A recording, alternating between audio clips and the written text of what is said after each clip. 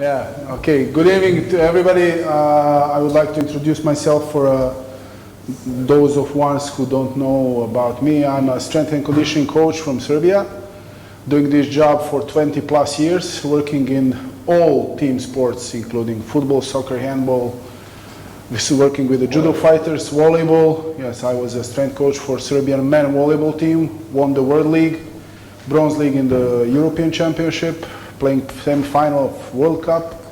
Currently, I'm a strength and conditioning coach for Football Federation of Serbia, working with a female soccer team and with a men futsal team, national team.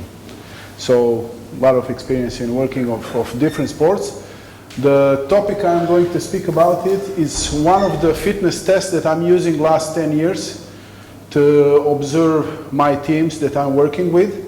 So, first question, did anybody of you in your teams did this test before or no? Yeah. In which team? Just your team. Well, you did it as a player or as a coach? As a coach. As a coach. And what is your opinion about the test?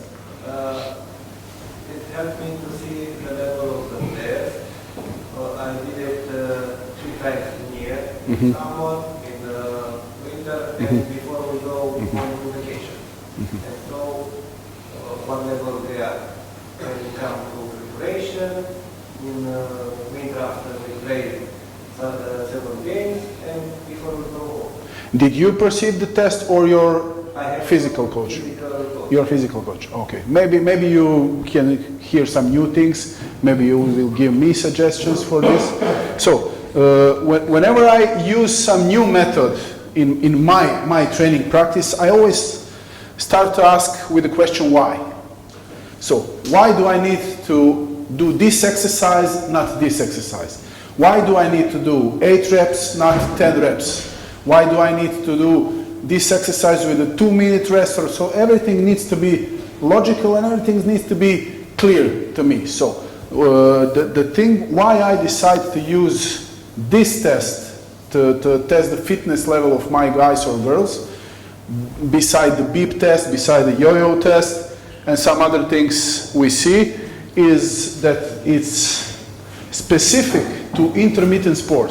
So all team sports, they are intermittent. What that means? There is a time for working, there is a time for rest, in more precise or less precise intervals. So if you compare some beep test, yo-yo test, this 30-15 IFT test, and just the regular treadmill run or track run, it have a couple of things that are much more precise. So specific movement patterns, recovery periods, predict maximum aerobic speed or VO2 max capacity, or suitable for larger group sizes. So if I'm coach somewhere and we usually have 2 hours in a hall, we need to be precise. We need to do bang for the bucks as much as we can do in the less time. So this is very valid and very reliable test now. More than 20 years ago, there is a ton of scientific researches that covers this test and proves it as valued, as yo-yo intermittent level or yo-yo intermittent level 2 test that maybe some of you did. So the guy who invented the test is, maybe you know him from France, Alan? Yes. Martin Boucher. He's a great guy, brilliant guy. I think now he's a head physiologist and strength and conditioning coach for French Football Federation and for Paris Saint-Germain. He invented this test while he was working with French national team, correct? In the handball. So especially for the handball, because he did the beep test, he did the yo-yo test. But why we do test the guys? Why you test your guys? To see the level, and that's it. Yeah. So I got the score, and that's it. Me, as a coach, I want my test to be a tool. So this test provides me not only with the level of the fitness of my team, but also give me precise results and precise guidelines, how to program, you know what interval training is, high intensity interval training. The most of us, we do that as a coaches. With the ball, without the ball, how much work to rest ratio we need. How much speed we need in that work. So this test gives us precise mathematical formula to calculate the speed and the distance that our team needs to cover in some time period. So we can calculate, but you will see later that. But Klaus took my tool. How can I calculate with the board? Yeah, I will bring. So, who can use the test? The test was original version with a 40-meter court. Then brilliant Professor Martin Boucher, he invented also for the 28-meter for the basketball, then for the ice hockey, and then for the running athletes. So it can be useful for any activity that is intermittent. So you can use it even for the sand handball. You can use it for that if you have maybe 28 meters or whatever. The question, what do we get from the test? We get aerobic capacity. 30-15 means that players run for 30 seconds, then they have 15 seconds of walking and waiting for the next beep signal to start running. Those 30 seconds are over there because in 30 seconds blood level, oxygen stays in aerobic level. So that's why we can measure aerobic capacity of our players. Anaerobic capacity is that 15 seconds rest period which is not enough to recover athletes completely, but recover them partly. So they will move in anaerobic.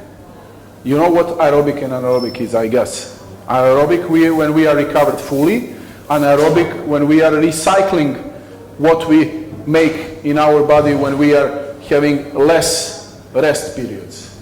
And also, which is most important in my opinion, in team sports, is neuromuscular change of direction ability. I don't care how much VO2 max on the treadmill my athlete have, and usually the best athletes with the VO2 max on the straight line running are those ones that poorly progress on the change of direction. So this test also take this into considerations, change of direction ability, because they need to change direction, they need to run all the time. Please, if you have any questions during each slide, I am not professor, I'm a coach, I'm just sharing my experience with you. Whenever you do a test, when you conduct it, keep consistent with the time of testing, same conditions. So try to be always in the same hole, in the same time of the day, with the same number of the players on the court. Because that way you can say that your results, when you test it 1 time, 3 times, 4 times, 5 times, are the results that then you can make some analysis of your team. If I'm changing the whole for my players, this will give different results because they are used to one space, they are used to one court size, they are used to one atmosphere. So always whenever you do some test, doesn't mean to be this one, any test, try to be consistent with the kind of atmosphere you have in the test. From the test equipment, you need a court, marking cones. There is an application, great application, you will see tomorrow, on the phone, on a tablet. You need Bluetooth or just a speakerphone, so the players can hear the signal. And you need a spreadsheet just to write the results. The test speed starts at 8 kilometers per hour or advanced version 10 kilometers per hour. I usually like to start with the lower because with the lower, player will get warm up better and they will use to rhythm. So they need to see how much rhythm they need to see to come to the lines that are controlled lines. You will see them. So every 45 seconds, every next interval is increased by 0.5 kilometers per hour. So when I'm start 8, next 45 seconds is 8.5, then 9, 9.5, 10, you will see tomorrow. And then around the 16, 17 kilometers per hour, then starts the party. When the players get tired, when they try to cheat you on the line, when they try to start 1 meter before the starting line, and then you need to yell them, behind the line, behind the line, start at the line, behind the line. So there's a time when it gets tough. The test configuration is we need 40 meters of court, then you have A line, corner line, B line, midfield, and second corner line is C. So you have A, B, C line. Players start from A and run 30 seconds. When the beep signals that it's over, they walk. They walk, they walk, wait for the next signal, and then run. It will be much clearer tomorrow when we show you in the court. These 3 meter zone lines are control lines. Player needs to enter that line when it beeps or before the beep. If the player is late, so he runs beep, beep, beep, beep, then it's good. When he is late 3 consecutive times, he's out. Or when he's tell you, I'm done. In a row? In a row. If he is late here, so on this line, beep, beep. When he comes next time on the time, he clears the error. So, this 3 meter line, brilliant professor invented, because you know when you tell the player to run from line to line, he will for sure cheat here. So he used this as a buffer zone to outsmart the players. And player thinks, okay, I didn't come to line, I come here, I cheat. He don't give a shit about this. He gives a shit about this line. So practically he tests this, from here. So player starts on the 8 kilometer, they catch the tempo, and as they get tired, they will change direction faster. So it will be better tomorrow. Load that players have during this test are around 15 to 24 minutes. On 24 minutes, test ends. The ending speed is 24.5 kilometers per hour. In my national team, average speed is 23.5. When we prepare them for the World Cup, 23.5. When we start 1 year ago, it was 21.5. In 1 year, we had almost 2.5 kilometers improvement. Heart rate is around 90% of heart rate maximum. They keep that around the 7 minutes. It's very tough. VO2 max around 1 to 4 minutes. They keep the level of that. Blood lactate 9.5. You don't care about distance. Is 2.7 to 3.3 kilometers for the 24 minutes as they run. High speed 80 to 250 meters. And you know what RPE is? This rate of perceived exertion. Do you know what that is, coaches? RPE. That is subjective feeling of your player. If you ask player how hard this was for you, from 1 to 10, how hard this practice was for you, he will tell you, today nothing hard, 5. If it's very hard practice, it will be between 7 and 10. So I always, when I finish the practice, I ask my athletes how hard this felt for you. Because maybe for some other guys, it's around 5, 6, but he didn't sleep, he's tired, he's sick. For him, it will be 8, 9, or 10. So level from 1 to 10. Do you understand that?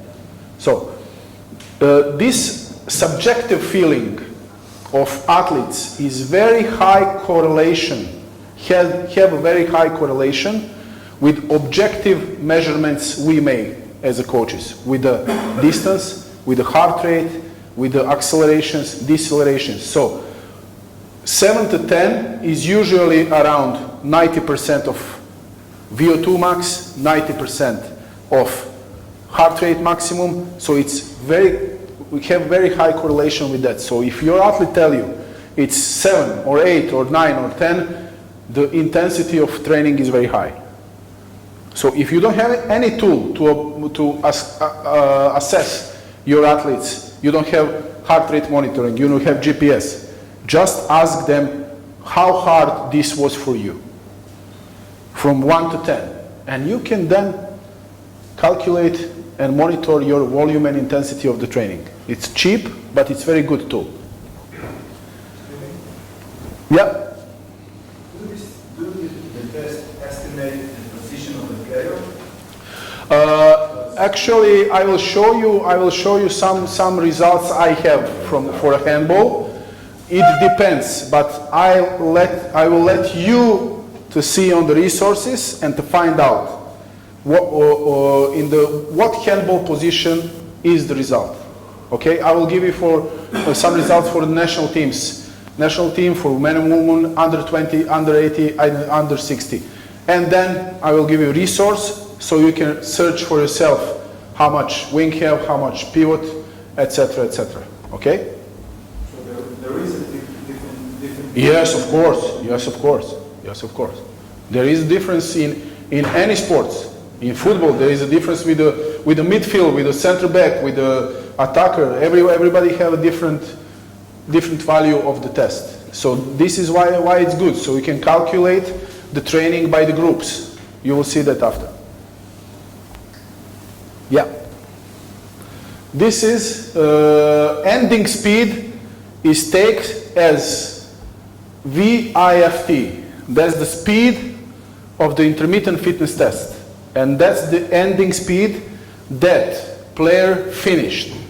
So if he start with 19 kilometers per hour, but he didn't finish that stage, and I put him out, or he told me I'm done, before that stage is finished, I write to him one stage before, 18.5. Do you get me?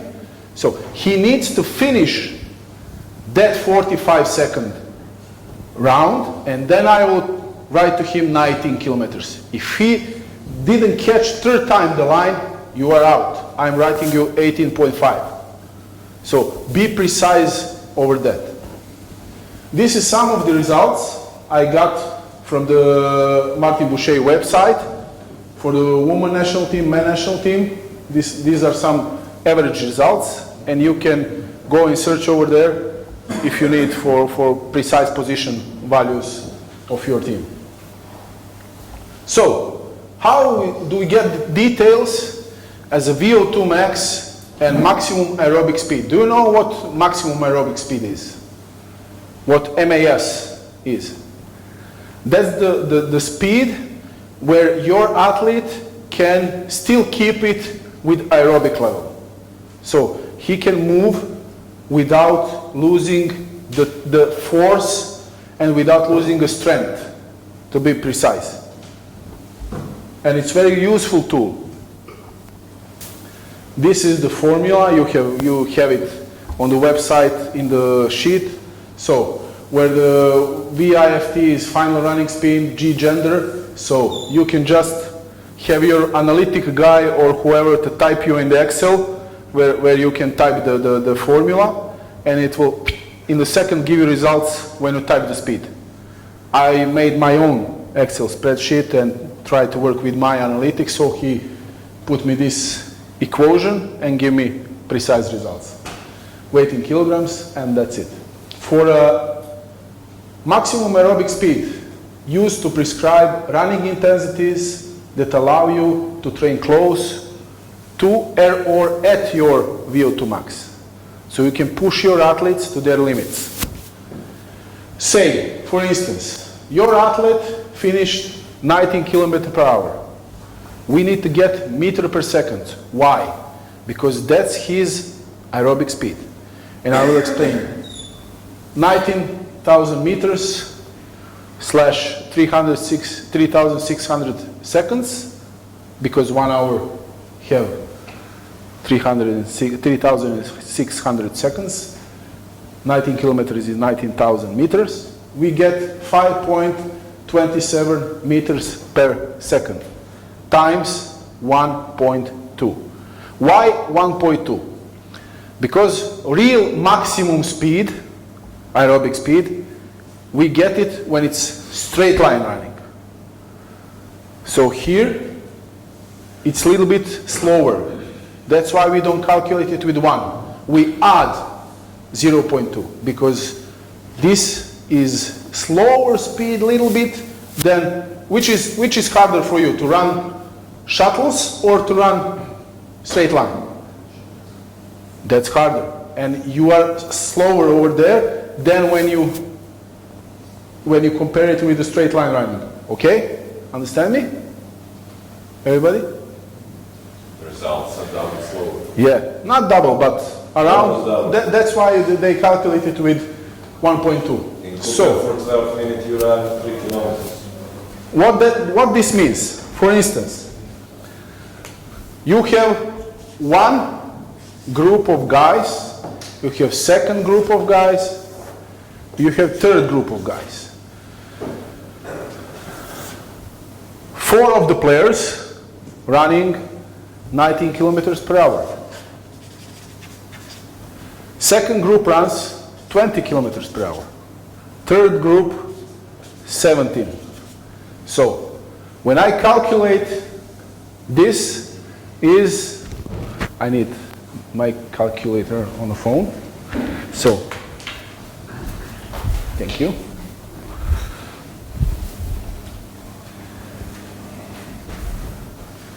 Here we said we have 5.27 times 1.2.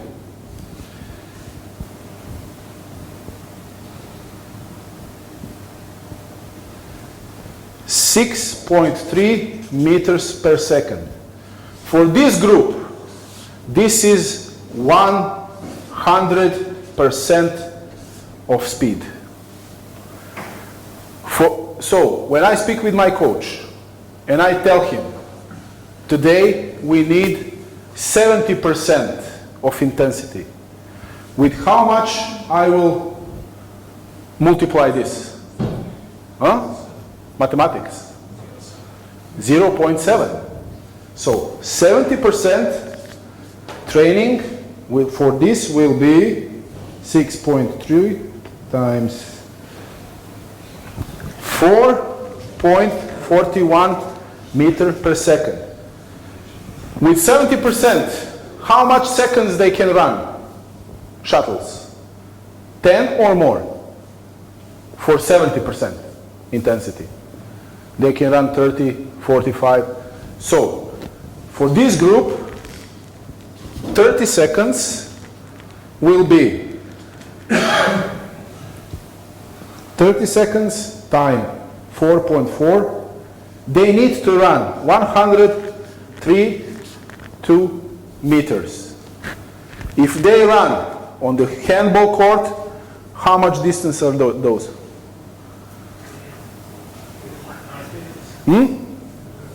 From goal to goal, from line to line. 3 times more. 3 times. So this group needs to run 3 lines. This group is 20,000 divided 3. 5.55 times 1.2. 6 times 6, 100%. If they want to run 70%, it will be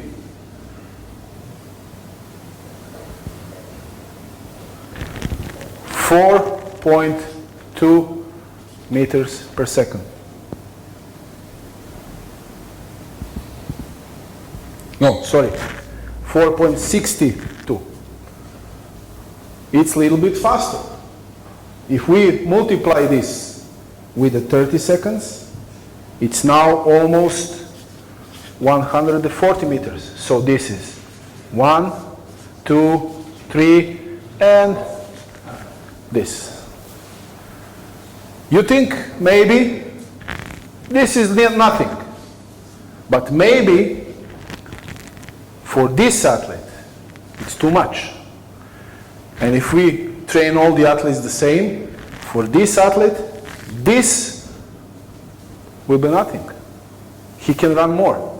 So with this test, you can precisely tell to your athletes, this group needs to run 3 times. This group, 3.25. This group, 4 times. This group, 2.5 times. Do you get me now?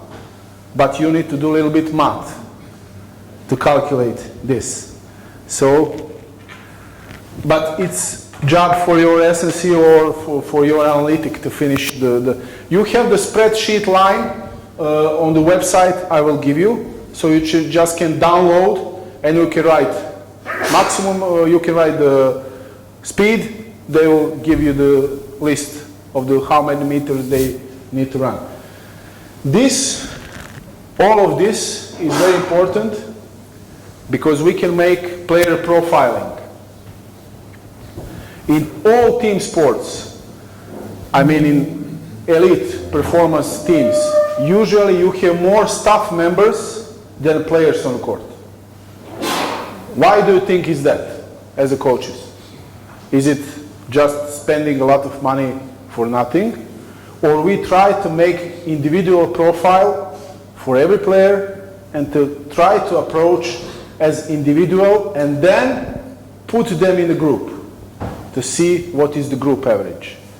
In all team sports, we as a physical performance coach try to do that, to individualize intensity and volume when players are working with us, so they can work with you as a head coaches, as a team. So if this group is, as you can see, slowest, I will try to give them precise work so they can manage those 2 groups. Not too much, not less work than they need, but precisely how much work they need. So if you want 120% to make them go over the maximum intensity and then try to do that with 5-10 seconds just for speed explosiveness, you can do that also. A little bit confusing now, but try to research and you will see. It will make your high intensity interval training much easier, believe me, despite this looking confusing. It will give you precise programming for every athlete. Resources are those ones. You will get probably this presentation so you can search for some more information about this. And listen to your math teacher. You will need math one day, for sure. I hate it, but I need it for my job. So that's it. If you can. Do you have any questions? Or it will be much easier on the court tomorrow when we do it with some part of the team. But for this programming, you need to use a little bit Excel sheet and you need to use a little bit of mathematics to calculate distance for time. It's nothing special, believe me, but it will make you much logical work and much more results in the shorter time than just running 30 seconds for whole team, divide them in a group, divide them individually, work. If somebody is lacking conditioning and he's not on the good fitness level, you can prescribe him, okay, this is your homework for the next month. This is how much you need to run, in this speed, this much volume, everything. So you can. Sorry, what do you think to make this after they came back to vacation? Okay, they call vacation, but we know they never stop to be vacation, to be activate vacation. And this test give you some which Yes. level they come and they Yes. respect the program to know. That's You know, some club, they give you money or they take money less. You don't respect these things. exactly. That's what we did with the national team, futsal national team. We had 2 months to prepare the guys for the World Cup in Lithuania last year, and this test is now mandatory in the national team. Whenever we have the camp, second day of the camp is the test. So we will see who did the homework, who didn't do homework, and we have a guidelines. So every guy that don't run 23 kilometers at least, finish VIFT, he's not going to play. We don't care how old is he, how much he spent in the national team, we don't care. Because especially in futsal, it's now a high-speed game. Futsal is a game where it's the only team sport where the percentage of standing and not moving on the court during the game is 0. If you stop with the ball, they will take a ball from you. Especially now in the World Cup in Lithuania, Adidas made a ball. Sometimes I don't see it coming on the court, like this, going. And game is much more faster than in last World Championship. So we use this test as a control test and as a tool to program the training for our guys, especially when they are going on vacation. So I give them, okay, this is your homework, individualized for you, for your capacities, for your abilities. That's why this test, in my opinion, is way better than yo-yo intermittent level or 1 or 2, beep test, shuttle run test, or whatever, because it gives me, as a coach, precise tools how to program the training and to work with my coach. And he tell me, okay, what's happened with this guy? I say, don't know, let's see the results. He get the homework, he didn't do it. So out of the team until you get better.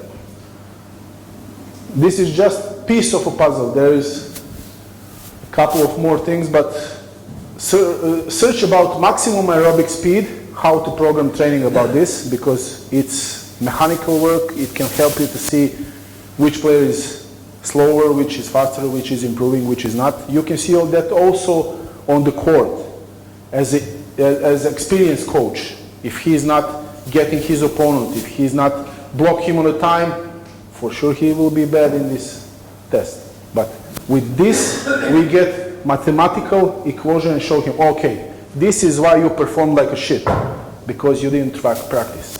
This was your last test, this was your training last year, this was your training now. See how much slower you are. So that's why this test is good. Any more questions? Tomorrow also, if you have a question on court, it will be, I'm here to speak with you guys.